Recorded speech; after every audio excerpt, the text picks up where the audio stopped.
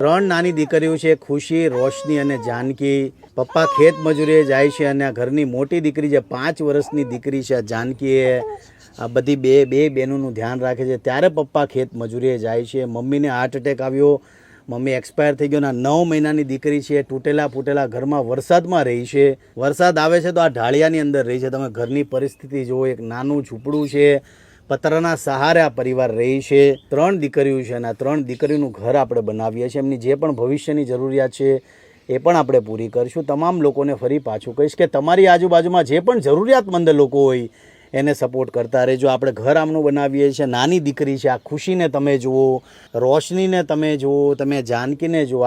આટલી 5 વર્ષની ઉંમરે ઘરની જવાબદારી તમે સંભાળી લીધી હોય એમ તમે કહી શકો છો. પપ્પા ખેત મજૂરીએ જતા હોય છે ત્યારે પોતાનું ધ્યાન રાખશે, 2 બહેનોનું ધ્યાન રાખશે. અને પપ્પા જ્યારે ખેત મજૂરીએથી આવે છે ત્યારે આ 3 દીકરીઓ ખાટલામાં